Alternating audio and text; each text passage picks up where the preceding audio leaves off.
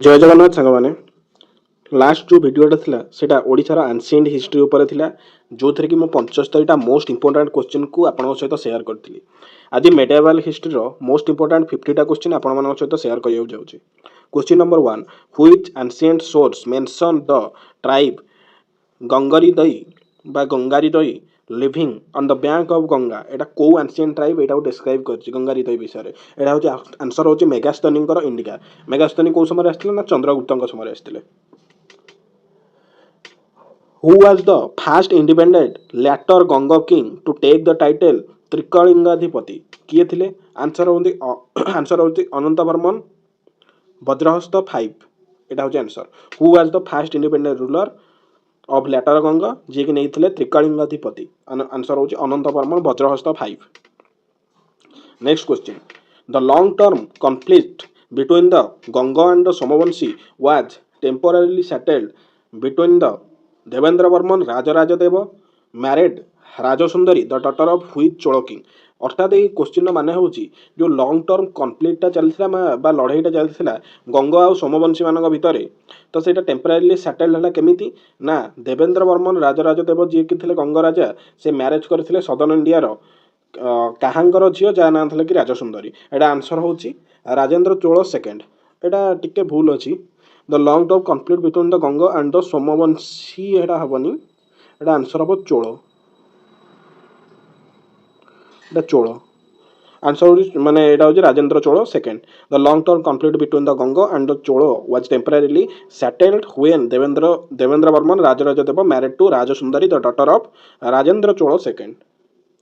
Fourth question, who was the prominent Brahmin minister of Devendra Varman responsible for the victory over Vengi as mention in the Dirghasi inscription. Dirghasi inscription में जो लिखा है जे काहांक साहाय्य बा तांकर मिनिस्टर किए थिले जा फल कि देवेंद्र वर्मन माने भेंगी ऊपर विजय लाभ करथिले। आंसरटा होची बनपति। बनपति थिले कहार मिनिस्टर ना बनपति थिले हमर देवेंद्र वर्मनकर बा देवेंद्र वर्मन राजराजंकर मिनिस्टर जाहांक सहायता रे कि से भेंगी को जय करथिले। भेंगी होटी गोटे राज्य।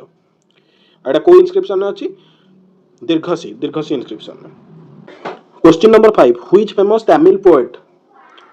तमिल पोएट जे कि तांगर गोटे पोएम लिखिथिले जय मुकुंदम हला। जय मुकुंदम से डिस्क्राइब करछन war between Chola and the Ganga, जोटा कि कहा समय हेतला ना चोल गंगा देवंक समय हेतला। जय मुकुंदम बोली जो कविताटा किए लिखिछन्ती आंसर होची कलिंग पुट्ट परराणी।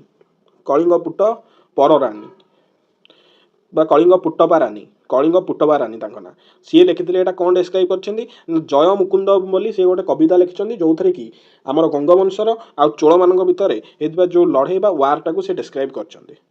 नेक्स्ट क्वेश्चन होची Ananta Varman Chodagangadeva shifted the focus of his administration by maintaining two capital. तो दीटा कैपिटल को से मेंटेन करथिले चोड़ंगदेव।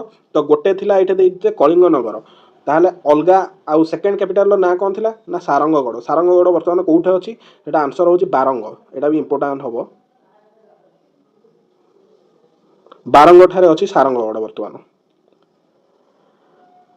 7 नंबर क्वेश्चन होची which scientific work was composed by Satananda during the reign of Chodagangadeva to determine the position of heavenly objects. तो एटा गोटे scientific बुकटे थिला जोटा कि सतानंद लिखिथिले कहा समय ना चोड़गंगदेवଙ୍କ समय आ से बहिर ना कोन थिला ना भासवती थिला। Option B Bhasvati. According to the Dasgoba plate inscription, inscription ना भी मन रखो दशगोबा प्लेट इंस्क्रिप्शन अनुसार which ruler took of the construction of the Jagannath temple at Puri. एटा पुरी रे जगन्नाथ टेम्पल कंस्ट्रक्शन किए करथिले बोली दशगोबा इंस्क्रिप्शन ने लिखा है। आंसर कौन हबो ना अनंत वर्मन चोड़गंगदेव। ऑप्शन होची C 8 number. Next, during the reign of Anang Bhima 3 का समय रे which Brahmin minister played a major role in defeating the Muslim governor and the Kalachuri आउ मुस्लिम गवर्नर मानन को हरेबारे अनंग भीम देव 3 कर को ब्राह्मीण मिनिस्टर हेल्प करथिला। आंसर होची C option C Vishnu. 10 number, which ruler transport the capital from Kalinga Nagar to Abhinava Varanasi बा मॉडर्न डे कटक। एटा होची आंसर होची अनंग भीम देव। Option C. आउ गोटे इंपोर्टेंट फैक्ट मन रखिबो जे अनंग भीम 3 सी थिले जे कि जगन्नाथ टेम्पल पुरी रो जगन्नाथ टेम्पल को फिनिश करथिले बा काम को शेष करथिले। जगन्नाथ टेम्पल वार्क को फिनिश करथिले जगन्नाथ टेम्पल काम को शेष करथिले Ananga Bhima 3 who was the first Ganga ruler to take the title Gajapati किए थिले प्रथम गंग रूलर जे कि टाइटल नेथिले गजपति गजपति माने आमे गजपति डायनास्टी समस्त कंफ्यूज हबो किनु आंसर एटे कोन होची ना आंसर होची नरसिंहदेव फास्ट जे कि गजपति नेथिले गजपति काहा कुआ जाय जा पाखरे अधिक हाथी माने जा सेना रे अधिक हाथी अछि तांको कुआ जाय Gajapati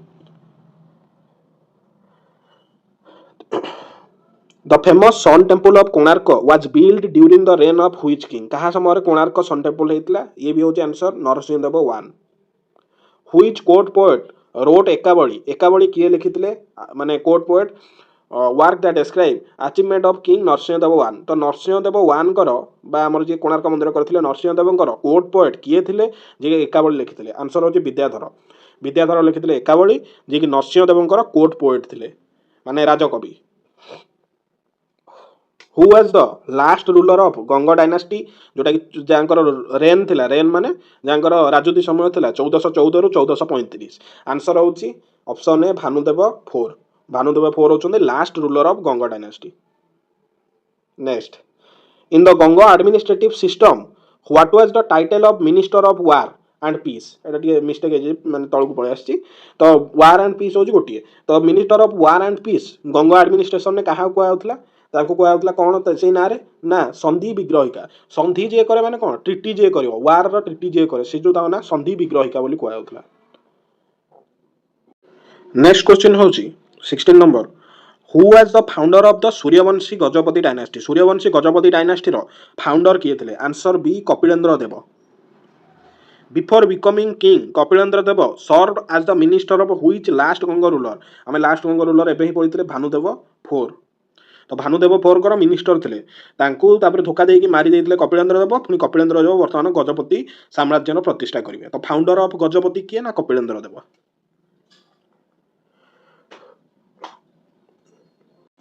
Which title was assumed by Kapilendra Deva after the capture of Gowda? Gaur कहार ना थिला गौड़ थिला एक्चुअली वेस्ट बेंगल माने जो बेंगल जोटा बेंगल रो ना थिला गौड़ देश बा बंग ताको कुआ जाय बंग बा गौड़ देश तो से गौड़ अधिकार करथिले माने ताको इलियासाई डायनास्टी ए समय थिला इलियासाई तो से पचार जे को डायनास्टी जो इलियासाई डायनास्टी तळे गौड़ रे बा बंग देश रे रूल करूथिला कपिलेंद्र देव जाय कि ताको अधिकार करनिथिले तो सेइथि पई कपिलेंद्र देव को जो टाइटलटा मिलथिला तार ना कोन तो गौड़ जेहेतु अधिकार करथिले ताको कोन कुआ जाय गौड़ेश्वर पूरा टाइटलटा कौन थिला गजपति गौड़ेश्वर नवकोटी कर्णाटक कलवर्गेश्वर आउ तो रिपीट करछि गजपति गौड़ेश्वर नवकोटी कर्णाटक कलवर्गेश्वर एटा भी मन रखिथबो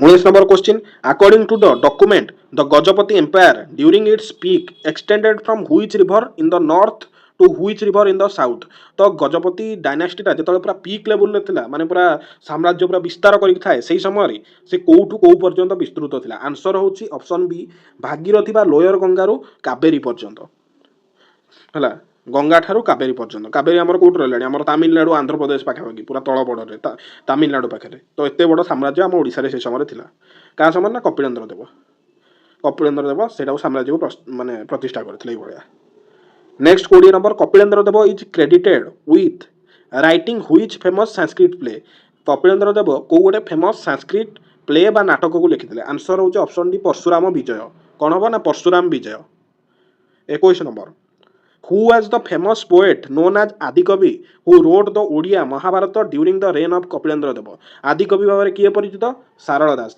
से एटा न पकई दब जे सारला दास कहा टाइम रे आस्थिले आंसर होची कपिलेंद्र देव तांकरी समसामयिक थिला बा कंटेम्पररी टू व्हिच किंग से पकई दब से आंसर होची कपिलेंद्र देव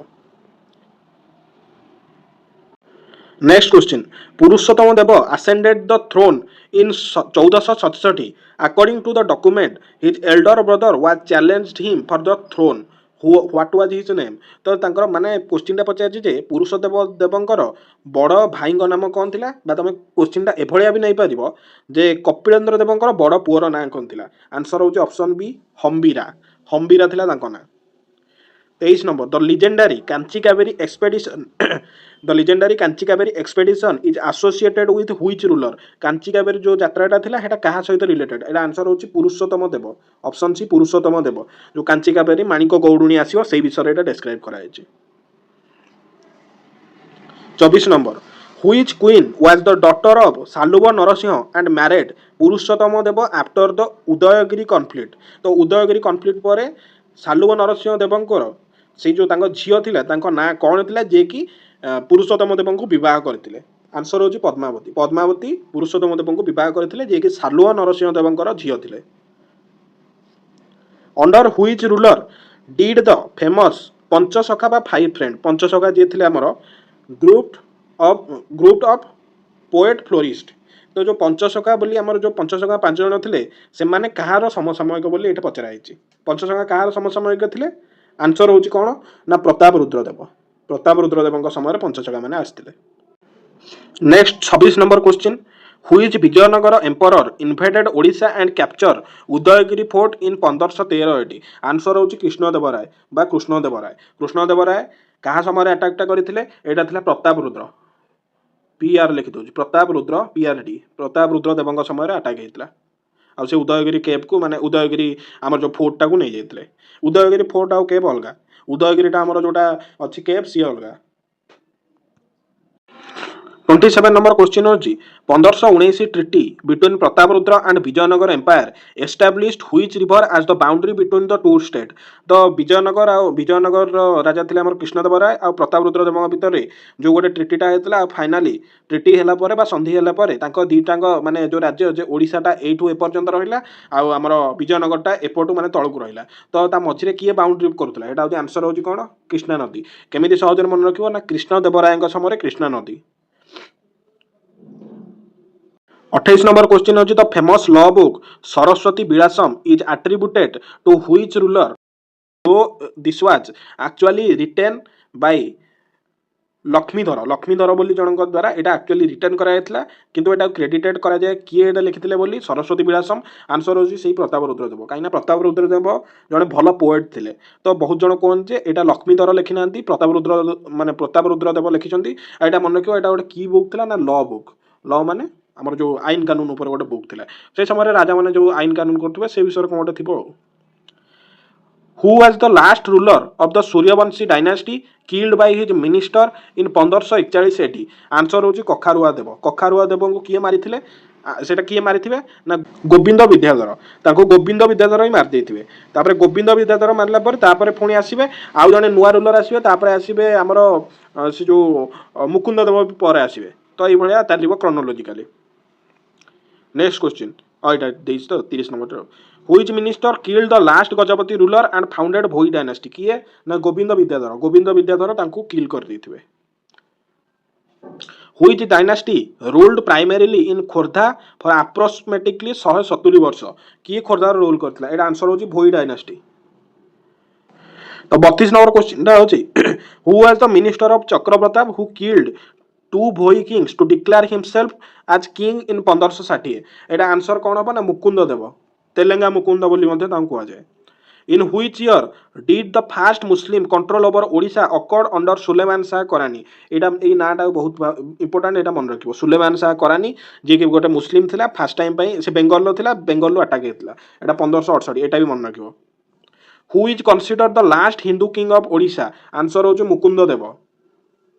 Mukund Deva defeated the Afghans in which specific battle Afghan मानको को स्पेसिफिक बैटल हरै देथिले Mukunda Deva battle of Triveni answer what was the original name of Odisha सेनापति who converted to Islam and became known as Kala Pahad माने ओडिशा रो किए से सेनापति थिले जे कि परवर्ती समय कला पहाड़ नाम नामित होते आउ से कहार सेनापति थिले मुकुंद देवंकर सेनापति सी थिले मुकुंद देवंकर सेनापति ना कौन थिला राजीव लोचन से समय सुलेमान शाह करानी सपोर्टेड हो जाए कि से मुस्लिम रे कन्वर्ट हो जाते ना होगला कला पहाड़ विषय जब आप भल भाव जाना चाहते गोटे डिटेल वीडियो चाहते मत प्लीज कमेंट करेंगे मुझे भल भाव में एनालिसिस करदेवी कला पहाड़ किए थे सी क्या बाहा गोटे मुस्लिम झील प्रति सी केमी अट्राक्टेड है सब विषय में कहीदेवी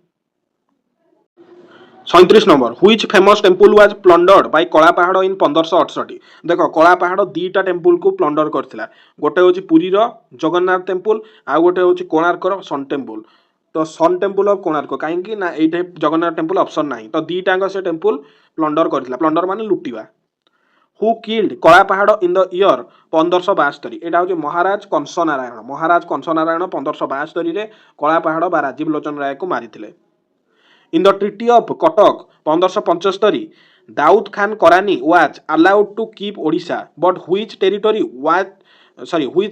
ୱେଣ୍ଟ ଟୁ ଦ ମୁଗଲ। ତ ଦାଉଦ ଖାନ କରାନି ଯିଏକି ସୁଲେମାନ ଶାହ କରାନିର ପୁଅ ଥିଲା, ସିଏ କ'ଣ ନା ଟ୍ରିଟି ଅଫ୍ କଟକଟା ମୁଗଲମାନଙ୍କ ସହିତ କରିଥିଲା, କାହିଁକିନା ମୁଗଲମାନଙ୍କ ସହିତ ଯୁଦ୍ଧ ହୋଇଥିଲା ଆଉ ଇଏ ଦାଉଦ ଖାଁ କରାନି ସେଥିରେ ହାରି ଯାଇଥିଲା, ଯାହାଫଳରେ କି ସିଏ ନିଜ ପାଖରେ ଓଡ଼ିଶାକୁ ରଖିକି ବେଙ୍ଗଲ ଆଉ ବିହାର ଦୁଇଟା ପ୍ରୋଭିନ୍ସ ବାଧ୍ୟ ହୋଇକି ଦେବାକୁ ପଡ଼ିଥିଲା ମୁଗଲମାନଙ୍କୁ।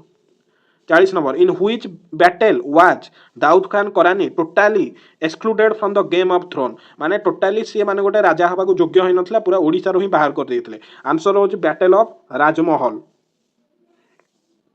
During the reign of emperor Akbar समय एटा important question Odisha was divided into how many sarkars. तो 5टा सरकार रे ओडिशा को डिवाइड करा हैतला।